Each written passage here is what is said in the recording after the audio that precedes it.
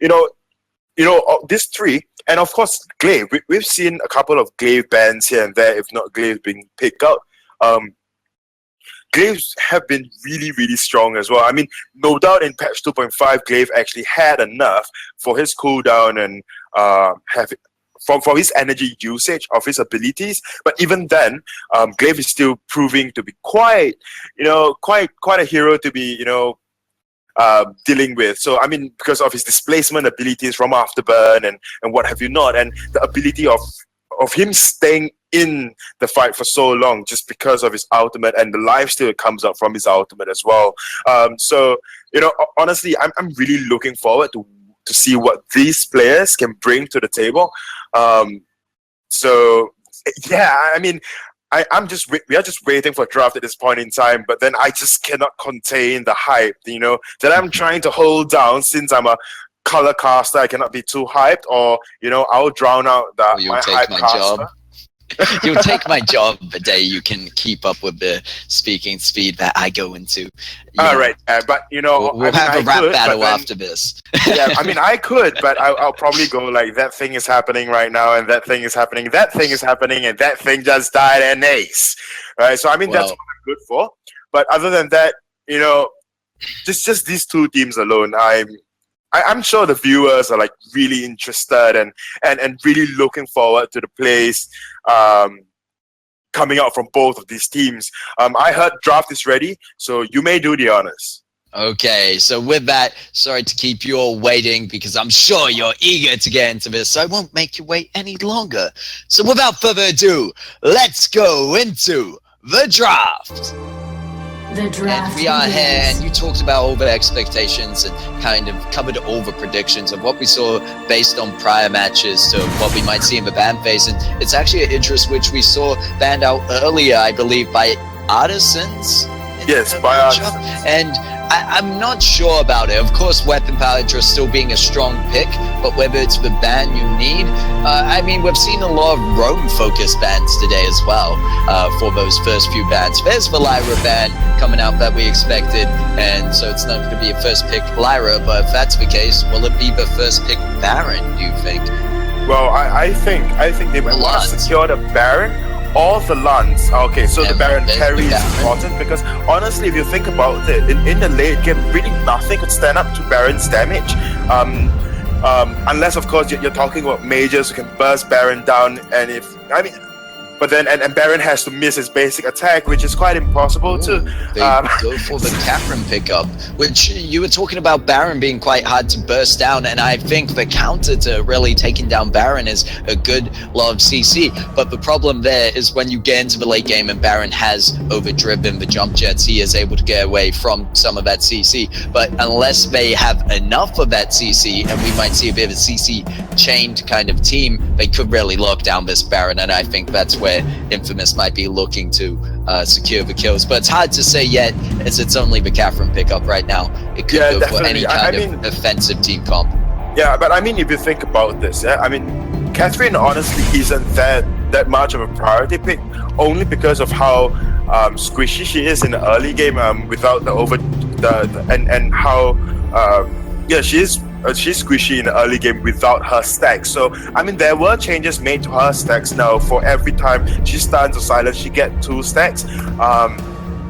So it's easier to build up her stacks. But then again, in the early game, she's just not as strong, or rather not as tanky as the other roamers. So that is one thing to watch out for. I mean, Baron himself is a late game hero, but then if Impunity is able to actually pick out 2 early game aggressive heroes that can actually go in deep and hard on this Catherine and disallow Catherine from building any more stacks than she could possibly build, then of course Infamous would actually fall because of this Catherine pickup instead of that Lance.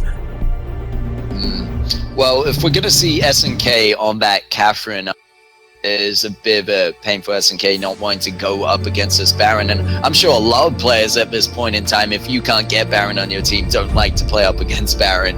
I think that's fair enough to be said, but they're going to go, and this is what I was talking about, the opportunity for them to play that kind of offensive engaged team comp. They've gone for the Black Feather, so they're really trying to get some lockdown and stick to the enemy there. So how can they respond to this one on the side of Impunity?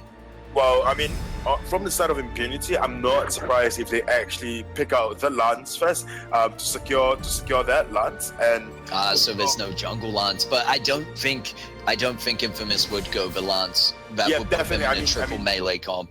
Yeah, I mean, Lance would definitely not be picked out on Infamous, but then, okay, but you know, Lance aside, we are seeing an Arden to just better protect this Baron from Blackfeather from diving in deep. I mean, Arden's ultimate, it's almost similar to that of Lara's Bright Bulwark. I mean, granted, it doesn't snare, but then the stun that it provides and the zoning out that it provides just from the gauntlet itself is quite valuable to a team if used well. So, you know, for the last pick, I'm not surprised if Impunity would go with that Glaive just to peel further for Baron or even a Weapon Lance.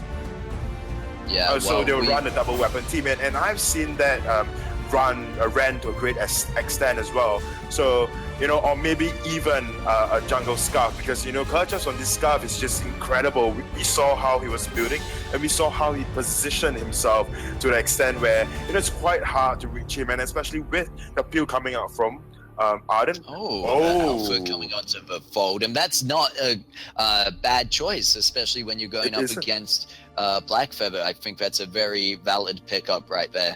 But we'll have to see how it plays out. Of course, Alpha going to have the help of Arden there with the Vanguard. And it's what I always like about Arden. When you can't have the Lyra pickup, I think Arden's quite a good pickup in terms of keeping if you have heroes on your team that like to dive in or need to dive in, I think it's a good pickup to do there because you have the Vanguard to really help get people out. And then later in the game, the zoning potential of the Gauntlet. And we've been seeing a few echoes being brought up on Arden's recently to get that double Gauntlet coming out. But it's kind of going to be a stun comp in some way, at least with the Catherine and Celeste pickup on the side of Infamous. So I think both teams drafting this one very well. And we'll have to see how this plays out, won't we? Who do you have your money on today? If you're going to ask me that, I am actually liking the team comp coming out from the side of Impunity better. I mean, the only reason being because Alpha can dive into that of Celeste, and there is no one to peel for Celeste. Granted, you have your Catherine that can and has a very reliable stun, but that's about all you can do. And then you have Baron, who can also dive deep into your Celeste and then just be on top of her.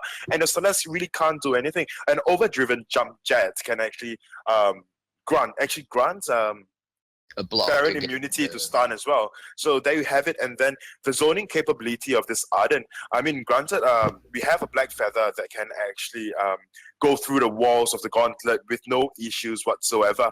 But even then, the zoning capability and making Blackfeather expend one of his charges just to get through the wall or get out of the wall is quite a valuable pick up on the side of Impunity as well. Well, as we know, Uni and Spaghetti both able to play the lane and jungle. They might always put this Celeste in the jungle early to try get her those levels. But we'll have to see how that works out for them and what they decide to go with as the players load on to the Halcyon Fold. And this match for the first match of the finals, Split 1, Vainglory 8, Southeast Asia Summer Season is underway. And I guess if you're going for Impunity there, I have to put my money on Infamous. And, looking at Infamous, if they can really... it is what I predicted with putting Spaghetti first. At least first rotation, perhaps, into the jungle. So they're going to go for those levels onto Celeste and then maybe move her back into the lane once she has the range. Hopefully they can hold on to that turret long enough though, so Celeste has something to work with there as we see Impunity actually playing an aggressive game here with the early minion candy up in lane. Yeah, I mean, it's almost like a trade sign now for Impunity. I've been seeing a lot of minion candy pickup on the side of Impunity for no matter for whatever games they've been playing. And it's kind of working. Uni actually having to be up close is either going to take damage from Dev Q or take damage from those minions. But right now it's Spaghetti actually doing a lot of damage to Dev Q. The auto attacks will be able to do it with the Heliogenesis. And that's first blood being picked up. And SNK there with the stun able to lock down Alpha and stop him from getting onto Celeste. So very well played for them there to really pick up that early Q and kind of punish Impunity for their mispositioning as they tried to go up into the jungle. I was worried for Spaghetti, to be honest, as is more of a 2v1 situation to start with. Yeah, but I mean, even if you put Spaghetti in the jungle or Uni in the jungle, there's one thing for sure is that Alpha counters them, or rather, Alpha counters Spaghetti and checks Uni as well. So and as for DevQ, the mistake there was that granted you're a Baron, you have got that damage, but then your damage do not come up until maybe after, like, say, a heavy steal or something, because if you want the early game quote unquote damage. Whereas for now, when just sitting on 2 weapon blades, you're kind of, I would not say useless, but then your damage is just lackluster. Yeah, definitely. It's going to be a late game kind of matchup that we're seeing come out, especially from the side of Impunity there.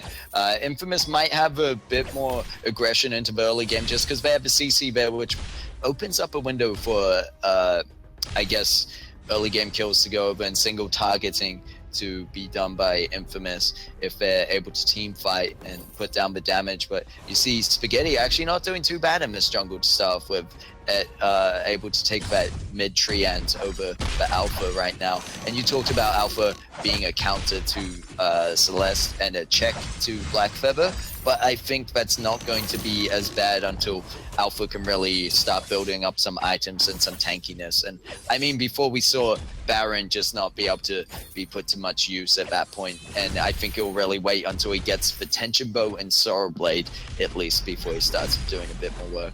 Yeah, definitely. I mean, Tension Bow, the Sorrow Blade is going to be picking up, the Baron's going to be picking up, would allow Baron to do a little more damage, or rather not a little more damage, but then would just give her that, give Baron that peak in damage. But then that Tension Bow is where it all comes in. I mean, the armor piercing that's provided on Tension Bow is just so valuable for Baron, and the burst damage as well every 6 seconds. So honestly, you say, I mean, Kerchows, I said Kerchows on this Alpha is a rather reliable pick, or rather a check against Uni and Spaghetti. But and I'm just watching Kerchows now. And I say that Kerchows is really, when I say that, it's because even without much items, Alpha can actually dish out quite a lot of damage, especially against that of squishies like Spaghetti on Celeste. And I mean, but I've seen a lot of Alphas actually wanting to get the Aftershock first, or the Aftershock Broken Myth first, and then go on to the the damage and whatnot. But then by the time you actually get those items, right, Celeste would have built up enough items, enough level. I mean, just looking at Celeste now, she's level 6. Celeste has got her ultimate. First one to hit that. And you actually saw, it's interesting to see Spaghetti waiting around so long at Kerchow's backs, and that's good for 2 things. It's going to really continue to counter that Alpha, and as you said, Alpha wanting to go for that kind of Aftershock Broken Myth build is really going to slow down that and speed up Spaghetti getting there to that level 8, and just generally getting more items. They are going to go for that Eve of Harvest first, and we see the Fountain being picked up by SNK, so it might be Infamous looking for a team fight here as the Core Collapse goes down, followed up by the Merciless Pursuit, but they're trying to target Quarterbore, who's fairly tanky at the moment, and I'm not sure if they'll be able to find his DevQ actually coming up to the lane with the help of Kerchows, and they're going to defend this turret. Quarterbore able to get out of S1 just barely, at least for now. SNK going in low. It's going to be Kerchows going in with the Prime Directive, but not following up with any damage. DevQ trying to do what they can, but it looks like Infamous have a bit of control over this fight, especially with the members of Impunity at a bit lower health, but there isn't too much they can do in terms of securing kills right now. You've only got SNK there with the Merciless Pursuit, but I don't think that's enough, as we see Kerchow's going to go over the wall, find Spaghetti, but Spaghetti able to pick up that treant, and they might get the kill onto Kerchows, who's going solo, but they have the help of Crystal Sentry, and Uni gonna find actually auto attack from Celeste, going to find the kill onto Arden, and that's what I love about playing Celeste. The auto attacks are so slow, and it's another reason to put her in the jungle. But before we say that, DevQ doing his best to stay alive under this turret, might be able to trade out a kill onto SNK. SNK going low, but doesn't try quite get killed, and SNK doesn't have the fountain up just yet, but not going down there is a good way to not trade out the kills right now. And Spaghetti low on energy, uses the Solar Storm, but gets Kirchhoff's down, and that might be what they need. But Infamous just going to back out of this one, and SNK gets hit by the Prime Directive, might go down, but Kirchhoff's not there with the second attack that they needed to do so. And so back onto Spaghetti, and why putting a Celeste into jungle actually works is, you know, is a bit slow. Your attacks are a bit slower and it is a bit harder, but saying it's pleasing to see your slow-moving auto attacks just take someone out who has just that much more health left, and they do a fair amount of damage. I guess how slow they are.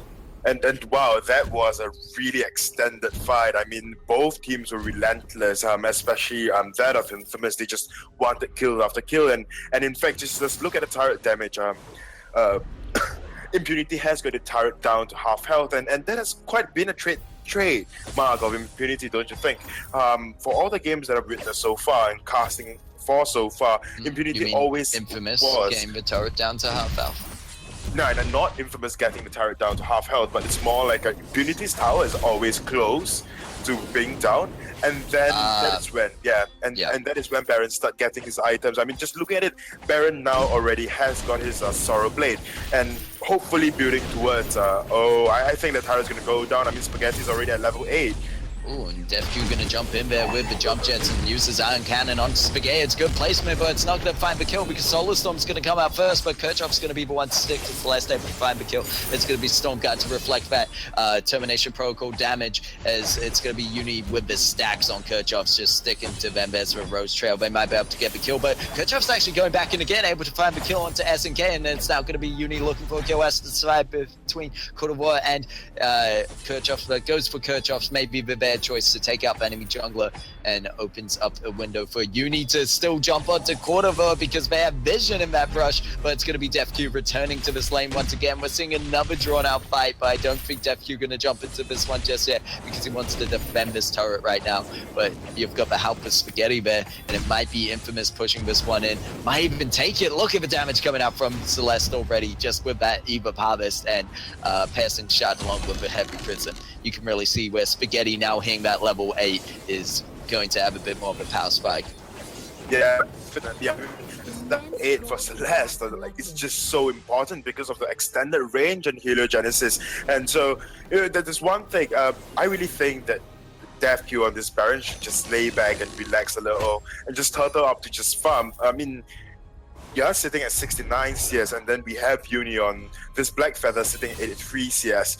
And, you know, the items wise, you have your Sorrow Blade, and then you just picked up your Tension Bow, whereas Uni has got an Infusion in his pocket, one Breaking Point, and one Serpent's Mask, a Reflex block as well. I don't think at this point in time Impunity should just go for full damage without any sort of defense, and they actually have to start buying defense right now. I mean, they have to start respecting the fact that Infamous is a quality opponent, per se.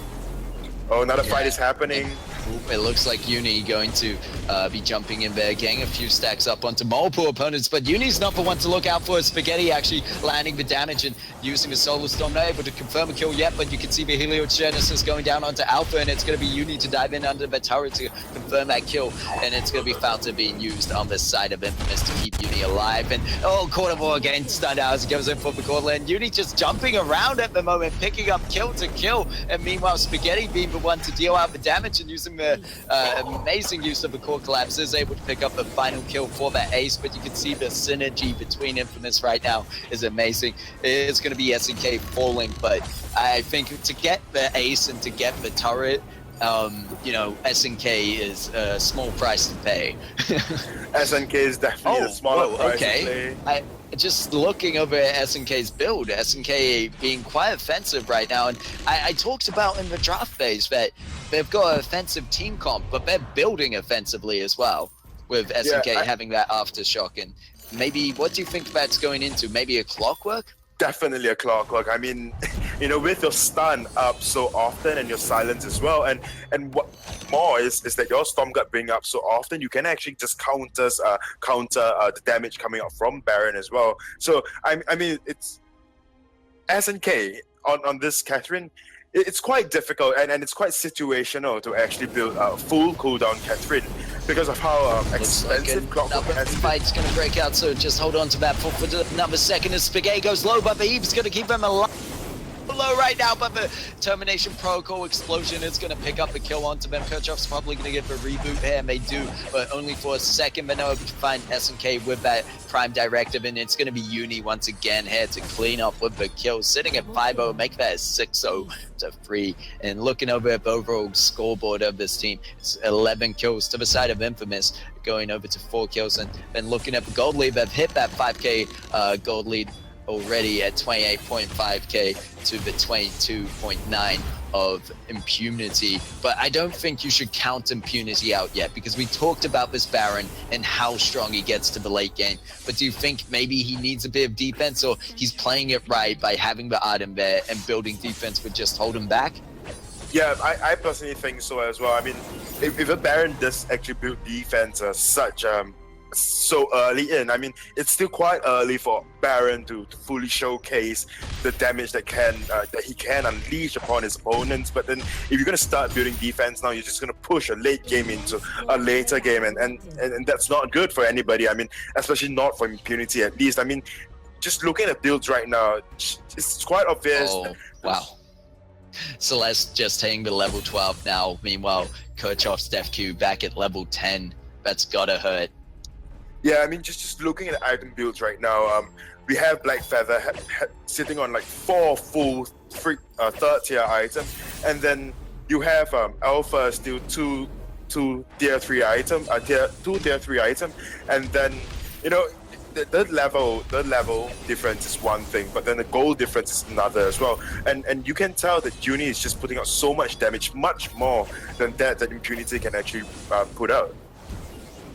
Yeah, and Uni being really sustainable right now by picking up that Serpent's Mask and Poison Shiv. Yeah, Poison Shiv is really going to help out as he dives in there and picks up a kill onto Arden. Alongside, you see Spaghetti on the backline, who's doing a lot of damage, but almost gets caught out by the termination protocol. It's not going to be quite. It's the triple kill for Uni, and you were just talking about how much of a core component of the team of Infamous Uni has been. But I'd say as a whole, Infamous just playing that one so strong. And, by getting Spaghetti ahead is just the fact that Uni was also able to get ahead through those team fights, I think worked out very well for them, and Infamous playing that one with great synergy. Right there, you see the Rockets trailing off over to Red Base, a bit of an emo coming through by DefQ as well. But, end of the game, GG, well played, and it really could have gone either way with that Baron pickup being let through, but they really weren't able to get the kills they needed in the early game. And you can really look at Uni's build there and see how his 903, even though SNK went that offensive Catherine, it worked out for them because that's what they needed to shut down the Baron. And we talked about this, how do you counter the Baron and how do you shut him down? And so in return to that, even Spaghetti picking up the Eve first, their team was very focused on how free gen items and staying alive through that fight, because they know that they only have the fountain to rely on by SNK. So they kind of pushed through with the offensive pressure and just well played and good team synergy there. Yeah, but one more thing that I have to point out is as well that, Baron just couldn't actually get into the late game as soon as possible. And then Infamous just understanding Baron's early game weakness and then capitalize on it, and that is what they got them so far. I mean, just think about this. Whenever they actually try to engage from the side of Impunity, at least, yeah, and then Infamous will always be ready for them because they understand that Baron do not have the damage at least like 6 minutes in or 8 minutes in, and that is why. And it's just good game and well played to the side of Infamous for capitalizing on Baron's early game weakness. Yeah, and with that, I couldn't even say based on that draft, to be honest, they both dropped.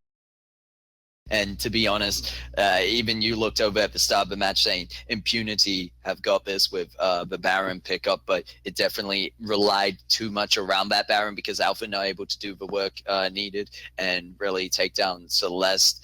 You saw it's few team fights where she is able to, and it is really good positioning by Alpha getting in there and using the termination protocol at the right time to really get stuck to Celeste and kind of stick for ultimate to them. So yeah, it's really going into this next draft phase. I can't really put anything on it, but maybe we'll see a Black Feather or Celeste ban. Yeah, I mean, Celeste is not the biggest worry at this point in time. Lyra is still priority. Yep. We can actually talk about this while draft is running. So. Well, I'm sure the viewers would want that as much as the players, because we are in the finals now, going into the second match. And as you said, the draft is raised, so we won't keep you waiting any longer. So without further ado, let's go into the draft. Well, awesome. I mean, as we actually go into the draft at this point in time, I'm actually quite interested to see what will be coming out. Like you said, maybe they'll target ban the Celeste or the Black Feather, but then you have to understand that Infamous has always been known to be really versatile with their team comps and versatile with their hero. Their hero pool is just so wide. I mean, the first ban coming out is always quite an interesting ban, because from Team Artisan, not Team Artisan, but from Team Impunity, we've been seeing a lot of Idris ban, and I think that is really a targeted ban. So if we see a Castro ban, I'm not surprised if the other side, the side of Impunity, actually bans out Lyra. If not, then they'll stick with the target ban of Idris. Because, I mean, both of these teams are almost on equal grounds in terms of play and technical skills. I mean, letting Lyra go to either side would be, disastrous for the other team. I mean, we saw Quattrevor on Lyra, and we saw how well he was playing Lyra as well. So it was quite a clever ban, that Lyra ban. I'm not sure, actually. They are sticking to that Catherine, these Infamous people. I mean, SNK on that Catherine was just OP, and that Catherine was the core,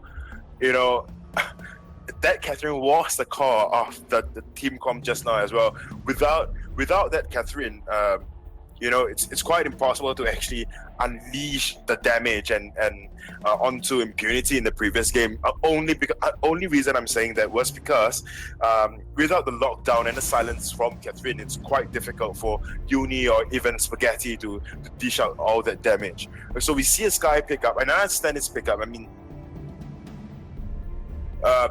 we see a Sky pickup, and then I totally understand the Sky pickup coming out from the side of Impunity, and that is to actually get into the backlines. Banning out the Baron is quite a clever ban, and from the side of Infamous, I really do hope that they would ban out a chaser, like a Glaive or someone who can actually dive deep. I don't think they would actually remove the Black Feather at all. So I'm not too sure. I mean, draft between these two teams, they're just so unpredictable, because they might actually go for targeted bans like that we see from Castro, or they can just go for a ban, that it's a meta pick, but then all the meta picks has been kind of banned out except for that of Lance. But then there you go, Lance, and I'm not surprised that Lance banned out because of Quattrevor and how good he is on Lance.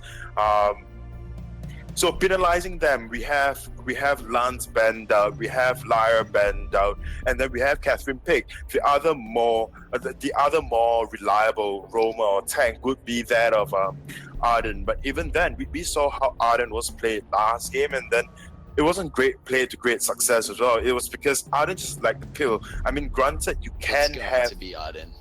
You have a lot of zoning capabilities, but then you just do not have the pill. Oh, I'm so sorry, I couldn't hear you at all. It's going to be Arden unless they do something weird. So yeah, the reason being they won't pick up a Finn, because Finn would not be able to keep up with the mobility of Sky, and they could have gone for maybe, and when I said something weird, I mean like a Roam Glaive, which isn't technically weird, but the general roamers is what I look at being Lyra, Arden, Lance, Catherine, and Finn. So I mean, you get those roamers in there as well, but I think in this case the Arden pickup, you said before in previous matches, wasn't as good, but I think it really is the right pick here to go for that Arden to really help Sky get out of any tough situations, and whoever their laner might be, which we'll have to wait and see, as the Black Feather is picked up once again, correct? Yeah, once again. So they have a fairly similar team comp going on for them here, except without the Celeste. This time they have the Idris, and please tell me it's the CP Idris. Oh, I think the CP Black Feather is more reliable than the CP Idris. Of course honestly, it is. I mean, if you I think don't about want it, so, logic. I want what I want, and yeah, but definitely. I I'm mean, not going to go for that team because you know which team I have to cheer for no matter what. yeah, because of that Sky. So I understand which team you're gonna go Oh, for, and and that'll there's be the Impunity. Glaive that was kind of looked at and maybe being a roam pick for the side of Impunity, but this time looking like a weapon-powered jungle for them, and they've got what are they going to do about this? Are they going to put Sky in the lane as CP? Sky struggles in that sense unless you pick up a weapon blade, but still struggles at last hitting, I believe, and a lot of her abilities are blocked by the minions, saying Yeah, I your think. for barrage, and then you're not quite able to land it through to them. I mean, you can use the minions to your advantage to jump behind the enemy with target lock and all that. So it's not a bad idea putting Sky up there, but what do you think out of Sky and Glaive, who you think is going to be in the lane for the side of Impunity? I think Glaive would actually be on lane, but then in lane going up against an Idris would be kind of a headache for the side of Impunity, and especially when you have a Catherine that can just come out of the brushes and just stun you over and over again. And even though you have an Arden, but then Arden has only got so much that he can do to protect you from the poke that's going to be coming out from Idris and that of Celeste. Not Celeste, sorry, Catherine. So, Well, at the end of the day, we have Black Feather who does really well against that Sky as well. So, even if I would go for Sky, but then the analyst in me just says, infamous Teamcom is just a little better, and they drafted a little better. well, I don't care because Impunity has Sky, and they're gonna win. Okay, and DevQ is actually going to DevQ lane. is the carry for the side of Impunity, and we see that weapon blade pickup I talked about needing to help with last hitting in lane, because otherwise it's a bit tough to get by in lane as CP. You might not get to your items as quickly as if you were in jungle. You can really rush that frostburn, but in this situation you see DevQ actually going into the backs with Kirchhoffs, and they're actually giving a bit of farm over to DevQ, I believe, here at the start to kind of help out with that, because Kirchhoff's mostly going to be relied on for the afterburn coming in with the ganks, and it's definitely another good reason to have the Glaive in the jungle, because if you've got Glaive in the lane, he's a bit easier to predict when he's going to go in for this afterburn. So hopefully Impunity can play this one well, and wish the same for Infamous. I just want to see a good game here and possibly a third match. Yeah, I mean, a third match is always welcome for us casters. I mean, we enjoy casting all these games as well. Oh, so they might actually be contesting for the Centurion right now. Yeah, well, whoever gets it, gets it. Yeah, That's my call on it. It's going to be Spaghetti taking that. But as you said, third matches, especially here when we're in the finals. We're in the second matchup for you guys just joining us now. The second matchup between Impunity and Infamous. It's the finals for summer season VG 8 in Southeast Asia. Split 1. That's a mouthful. But that is a mouthful. But then you know that there was this period of time whenever they have a third match, they remove draft from it all. That was actually the time that I really liked. Because the third match was just this wild card. Yes, it is, and it was so fun to watch, and I wasn't casting at a point in time, but it was so fun to watch. I mean, because they just bring out the best comp that they've been practicing for a while. So it's just fun to watch. But anyways, back to this game. We have DevQ in lane. Like you said though, DevQ, you can actually target lock the minions to actually get to the back of say Spaghetti, but then you can't forget that Shroud Stab is a thing for Idris, and then they can just escape from whatever you can. Oh, especially Shimmer Strike when we go late into this game, but at the moment it's going to be Uni going low after trying to take that Trian, and he might suffer for it because First Blood going to go over to Impunity, but Kirchhoff's going to be the next one to fall to Spaghetti. Spaghetti going to be low, but Sky easily able to pick up that kill. It's going to be a double kill actually going over to Quarterboard because Roams need kills, and SNK might go down for the triple. Quarterboard getting greedy, but he's going to give it away to DevQ knowing he can't take up too much of a turret, but a good first fight for Impunity, I'd say, being able to go 1-3 in that initial team fight. Yeah, definitely. I mean, I think that that mistake there was that Spaghetti actually rotated down slower than the opposing team, and that they were really there poising for this fight that's happening, especially with the excellent afterburn coming up from Kirchhoffs as well on this glaive to disposition Uni as well. And for a Black Feather, a CP Black Feather, you really want to get your level 8 as well. You're quite similar to that of Celeste, because when you get your level 8 and then you're on point, would actually have a increased distance. Kirchhoff's actually able to steal it again, or I'm not sure if he got it last time, but at least this time able to steal it sneakily. It's even with Catherine and Spaghetti rotating down there, not able to stop that. Impunity starting to get a bit of a gold lead here, as we see 9.4k on the side of Impunity over to 8.4. So just a small lead, but I think any lead matters in the first 4 minutes. And at this point, it really comes down to what kills they're going to get and what objectives they're going to get from those. Yeah, but I think personally, like with both of these team comps, it is mostly it'll go down to the team fight, because unlike previous game where they actually have a Celeste who can poke from afar and then just damage the opposing Impunity from afar, this game it's a lot of melee heroes. I mean, it's just 3 melee heroes on the side of say Infamous. But Infamous. I don't know, Spaghetti on that Idris, it's kind of considered range with the ability there. But I understand what you mean. Even if you went CP, then he could be range. Why didn't you go CP, Spaghetti, huh? Why not? I'm just wanting to see CP Idris one day in the BGA. I think it's just that I play against Scrubs and they don't build shield. So we see Glaive picking up his Sorrow Blade there, and the Fountain being picked up by Cordovar. So SNK actually completely focusing on that Fountain, got it a bit earlier than Cordovar. So it's not going to matter too much, as not too many team fights have been breaking out here.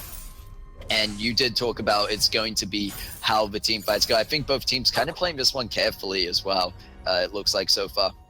Yeah, definitely. I mean 3 kills so early into the game and then 1 return kill. It's gonna make the teams play more like carefully and respect that whatever heroes or the comp that's coming on the team is much stronger than them per se. But then again, like I said earlier on, the team comp coming up from the side of Infamous, it really boils down to the team fight, because of how if the more strategic you are with the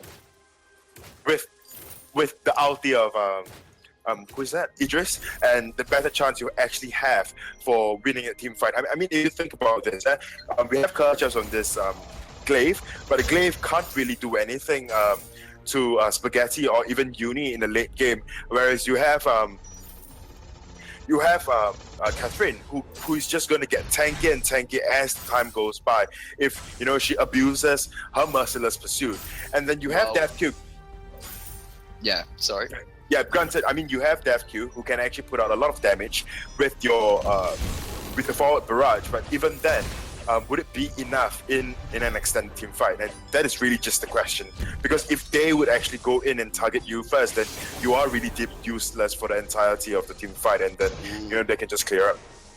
Looks like there might be a contest around here over in their gold mine, as Infamous actually stymied that one and managing to Impunity managing to back them off from that. And I was just thinking about SNK, you're talking about needs to abuse that merciless pursuit if they want to be tankier, but they just spent the last minute sitting in the brush, not really going out and taking those trades for the stacks, which is a bit of a problem for them. But in saying that, I think you're right that Infamous do have a good team comp built up for them, because even if Glaive jumps in onto Idris or Black Feather, those are both heroes who have a good escape. Idris with the Shimmer Step, I believe, Shroud Step. The Shroud Step, able to get out of that one. Oh no, I was thinking about Shimmer Strike, but ultimate. Okay. I'm confused between the two of them there, but yeah, Idris with his ultimate, the Shimmer Shroud, Shimmer Strike. Yes, the Shimmer Strike, able to either jump onto an ally or enemy and become invulnerable. It does have that window to not get killed, even if he gets jumped on by the Afterburn. And Black Feather, likewise, with a Rose Offensive to just get out of any situation. So, you know, it's going to be tough for Impunity to lock down kills, but I think it's similar in the sense that Cordova's there with the Vanguard for the side of Impunity. But if any team has a stronger engage, I'd have to go with Infamous. Yep, definitely. I mean, you know, you have Black Feather, and I mean, Black Feather, Crystal Black Feather especially, do not actually have the ability to hard engage, but then, you know, On Point is used as more of a poke than, say, to hard engage or build stacks per se. Because, I mean, honestly, CP Black Feather, if you're going too deep without them being like at like a 3/4 health, you can't really do much damage. It's going to be Curve Cross going in with the Afterburn and then Death from above, trying to separate Uni, but Uni just going to be up to Rose Offensive through that. They're going to manage to find the kill onto SNK with the 4 Barrage out of that Soul Blade. And actually, we're going for the Clockwork second onto Def Cube. That's an interesting pickup. Impunity not going for any more. They're just going to slowly continue to take the lead. Only in kills, though. If we look at gold, it's 19.8 over to 20k. So actually, Infamous slightly ahead, but I'm sure that can change within just a second and a few jungle camps being taken. But that Clockwork pickup second on Def Cube, how do you feel about that? I personally think I'm not sure. I mean, I have seen. Oh, I'm lagging really badly, but it looks like a fight's breaking out as Kirchhoff's once again hitting Uni back in, but you see this struggle they kind of have with securing kills as they're not able to find the kill onto Uni, and Uni able to back out there. It's really, it's going to be tough for Impunity. They generally have the team aggression when going into these fights, but they're just not able to find the kills. I'm waiting for Infamous to actually turn around with the engagement themselves, but maybe they're just trying to get a bit more built up on IM to get Uni a bit more tankier. As you said, that CP Black Feather can do the damage, but he needs to stay alive when he goes in, and I think it's kind of similar for Idris. But we now see the team of Infamous going to take the first tower away from Impunity, and there's no one to actually catch them out for that and punish them for that. So good objective play on the side of Infamous.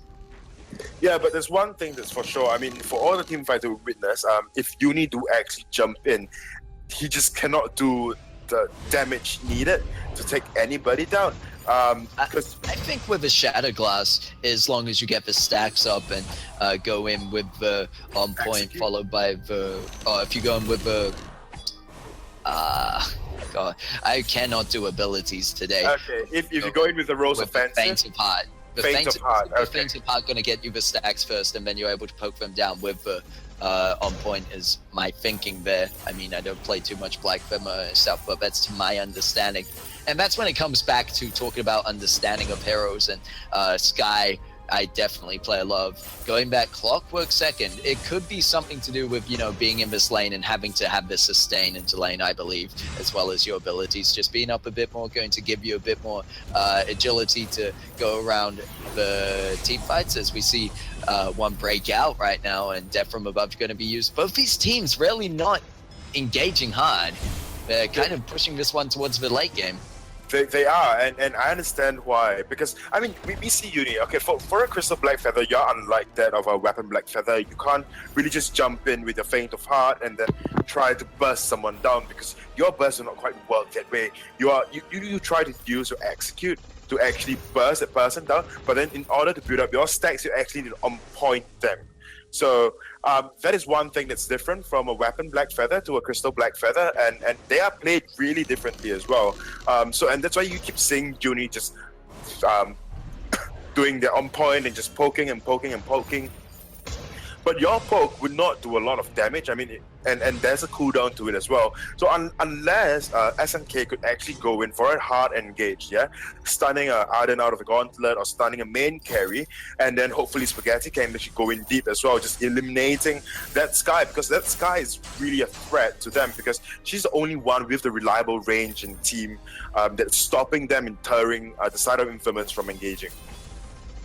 Yeah, and I think it's really going to down to this Kraken once Kraken's up on the fold. You see that Infamous have done a good job for themselves in terms of objective play that I mentioned before, and you see now able to pick up that gold mine, and then Black Feather now with the broken myth, so he's going to be a bit better in extended fights if he can stay alive long enough. And there's an Echo coming out once again by SNK, and Echo being a popular item at the moment, but Vanguard going to go down, and Kerchuk going to be able to afterburn them back into the gauntlet, and that's going to be an easy kill pickup for the side of Impunity.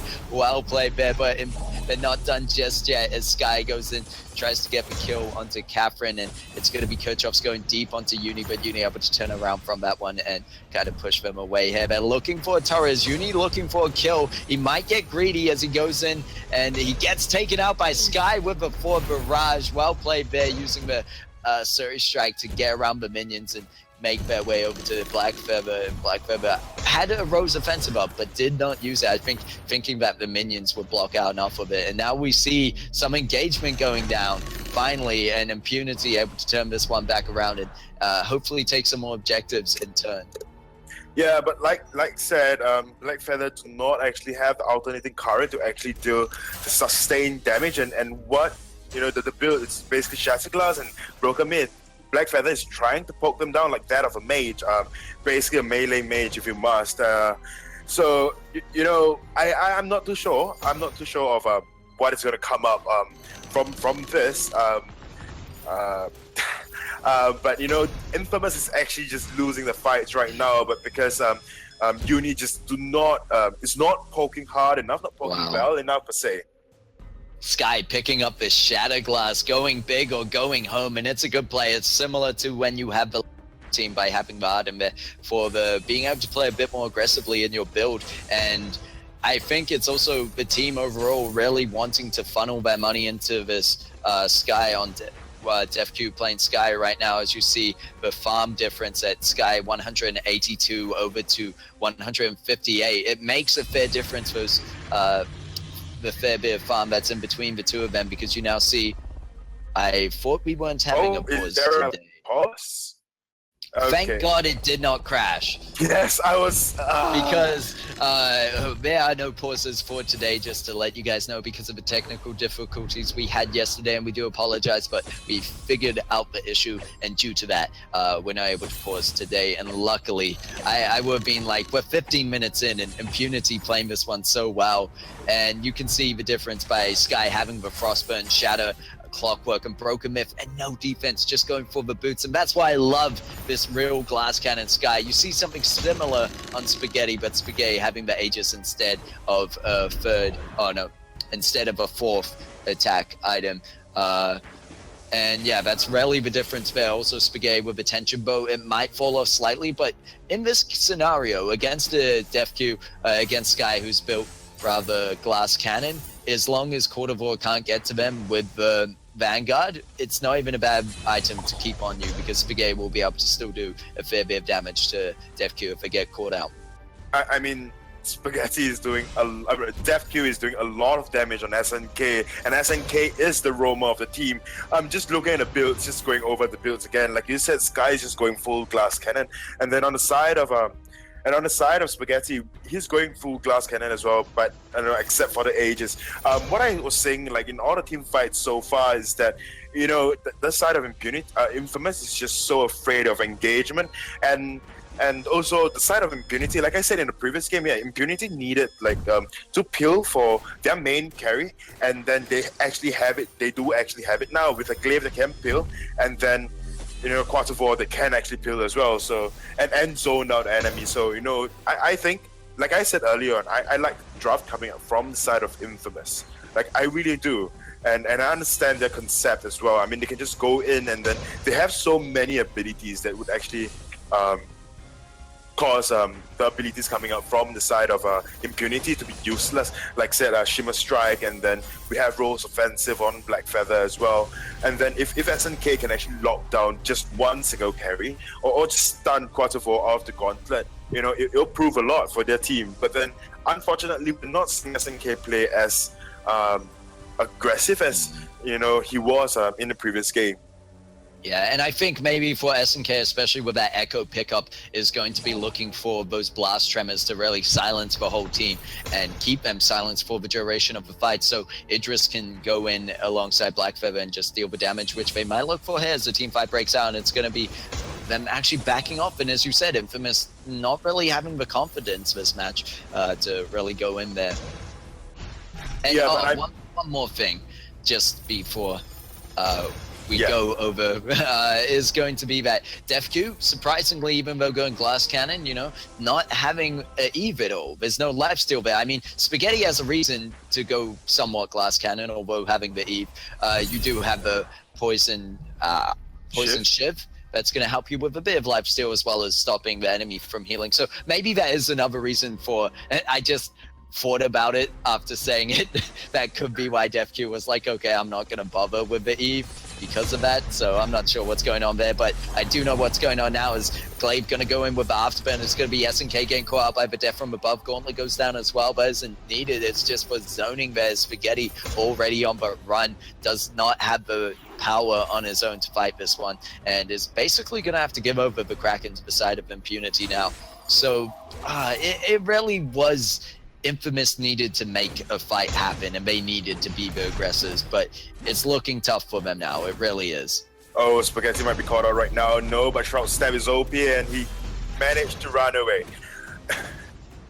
Okay, but you know what I was saying so far? What I was seeing so far is that Spaghetti is almost not at all in any of the team fights. I mean, just look at the KDA. Yeah, granted, he's 1-2. He's been caught out 2 times, a few times, but then he's almost as if he's not in the team fights at all. I mean, from the start of the game to the end, he's been chakramming, and then he's almost afraid. It is almost as if he's afraid of going in.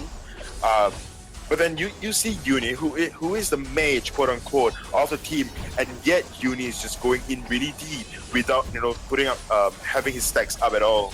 So, this is something that's worrying me. I mean, if Spaghetti do not have the confidence as a carry to go in deep, then it would actually sacrifice the other carries as well. And, maybe he's playing really, really safe, but then, there is a time to play safe, and there is also a time to actually be aggressive. And they've got so many opportunities, and they just give it all up.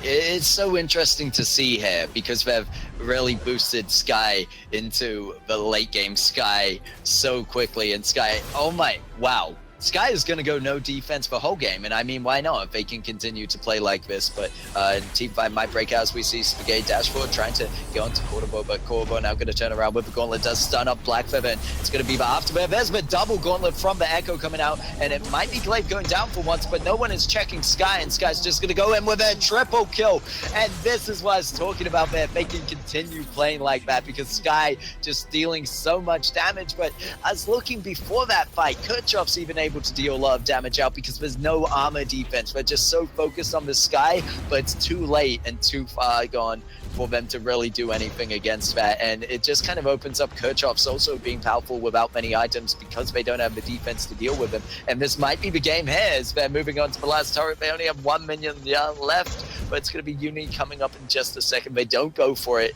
They're going for the safer play. They're going to back out for now. They do respect Infamous and don't want to throw away the lead that they worked so hard for. Yeah, I mean, it's quite interesting to see, actually, that, of how quad, or rather the side of Impunity is playing, because if you think about this, it's quite a reminiscence of how they did in VGC previous 2 seasons ago, where they actually did not build defense at all, and that has been the infamous play style of Infamous, that no defense is needed, it's just positioning, and they are doing really well. I mean, look at just look at DefQ, yeah, 5 offensive item, and then you have boots, and that's about it. And then you have on the side of Spaghetti, yes, you have 1 Aegis, but then that's almost counted as no defense as well. And then you have Uni, that's only the one that's building true defense, and then SNK, not much as well. So it's quite impressive to see how their play styles are carrying forward even though they're not in the same team.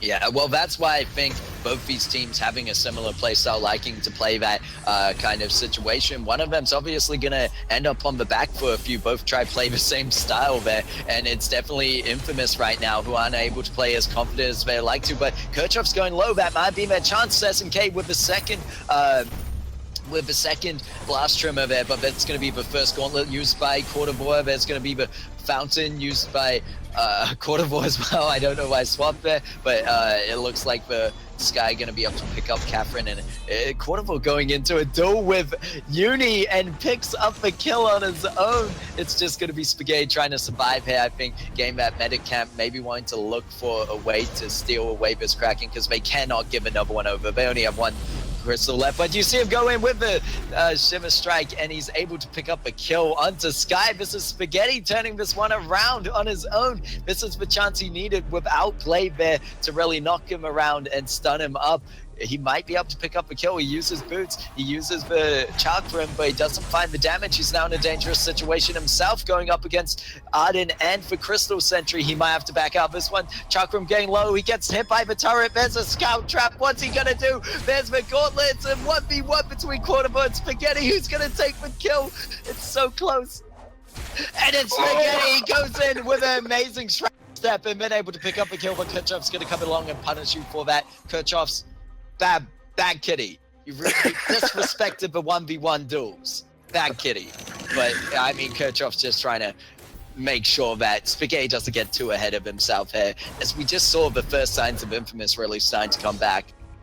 I mean, like I said earlier on, my point I was making earlier on and throughout the game actually was that Spaghetti was almost missing in all those fights, and we saw the amount of damage that Spaghetti can come out as long as Spaghetti is involved. I mean, we have Uni in front. They're just dishing out all the damage that Uni can possibly dish out as a CP Black Feather with his on point of Fate of Heart, all roles offensive. But then, you know, we really need Spaghetti to actually step up to the plate. Oh, they actually took a Kraken. And you know, I'm quite interested to see how they actually would push with this Kraken instead of you know, just letting Kraken go, because yeah, I feel like it might be gold just going over to Impunity at this point, especially with how built up they are. And I must say it's the right choice to take Kraken then, because you don't want to give Kraken over to the side of Impunity. So they're just going to be able to poke along and do some damage, but they need to be careful of Kirchhoff's maybe turning around and trying to hit Uni on the turret, which is the decision he went for. And there's amazing gauntlet out, stun them out. Spaghetti jumps right into that, but Spaghetti now moving on to Kirchhoff's, does use the Shimmer Strike to get on top of him, and they're going to take that turret, and Kraken is going to go down, so it's about 300 gold for 500, so not the biggest loss. And I think for Infamous that is the right play to do, to make slow progress if any. Yeah, definitely. At this point in time, Infamous cannot hard engage anymore. It's just they just need to capitalize on every little mistake that is going to be coming out from Impunity, because as the game gets drawn out, we are bound to tire ourselves out and then make small mistakes here and there, and it's really up to the team that can actually fully capitalize on these mistakes. And what that was Uni and SNK actually managed to get the Kraken and then slowly push that turret down. Granted, they actually TP'd back, lazy back to see if because they're afraid of a base rush as well. So, you know, it makes sense for their play. Now that I think about it, but then honestly, Spaghetti can actually do a lot of damage. Like I really want to see if this goes in a third game, there will be 1-on-1. I mean, it was Infamous that actually got the first game as well, so they have what it takes to go up against Impunity. Oh, a fight is just breaking out right now. Yeah, and it looks like a defensive gauntlet going to be used there, and Impunity just going to back off from that. Echo is used though. I think Quarterboy, and this is one of the mistakes you could talk about, unless Quarterboy hoping to back off from a team fight for another 30 seconds or 35 seconds, and then he'll have the two gauntlets up for that fight. But it could be Quarterboy maybe just not being ready with the Echo, because I know Echo is kind of a tough item. You need to be it's always in the back of your mind that you need to use it when you want that ability to come up second, because if you leave it too long, then you're not able to do so. But it looks like they have been able to drag this out long enough, only 10 seconds until the next gauntlet's up, and it looks like Impunity want to fight this one. You see them moving forwards now, and it's going to be Kirchhoff's going in with his stun onto SNK, but no engagement just yet. Both teams being so respectful of each other in this upcoming team fight. We are 27 minutes in, and you know, it really could go anyway, but with Kraken on the fold, Infamous are really going to need to do something here. Either going to have to steal this one, or kind of go for the kills if Yeah. they're looking for it. We see them weighing around in the bush. I mean, this late into the game, the single mistake can be capitalized on, and it will prove to be, deadly if Infamous could actually capitalize on everything. Well, SNK gets pushed off, actually wanting to go in with the Merciless Pursuit, but you see the rest of Infamous backing off. This is kind of a playstyle they've been doing for most of the game, playing a bit passive, wouldn't you say, a bit defensive. But I understand going up against Impunity, who's so strong right now. You really need to be cautious about this. And as you said, the single mistake can really spell the end of this game, as we're reaching the 30-minute mark. And whoever takes Kraken is definitely going to take the win, or whoever takes the ace. But we'll have to see how it plays out, because both these teams just so good. And it really could go to that next matchup. If Impunity are able to win this, we might see the best of 3. There's death from above used, but it doesn't matter too much. It's going to be up in another 9 seconds. And without Infamous really being aggressive right now, it's going to leave a window for Impunity to start this Kraken. But Kirchhoff needs to be careful. He's taking quite a bit of damage there. There's the Gauntlet going down. An amazing Gauntlet at that as well. And it's keeping the enemy team away from that Kraken. But now they didn't continue with it. I think Kirchhoff's tanking just a bit too much. And it's going to be Infamous trying to go for the steal. Who's going to get it? And then we see DefQ going in, but it's going to be Uni with the take onto the Kraken. And now what's going to happen? Are they going to go for the team fire? They're going to just try burn down this Kraken because Kirchhoff's is low. There's the death from above. What can they do? This is maybe a turnaround for Infamous. To a point. Minions OP! What? Minions!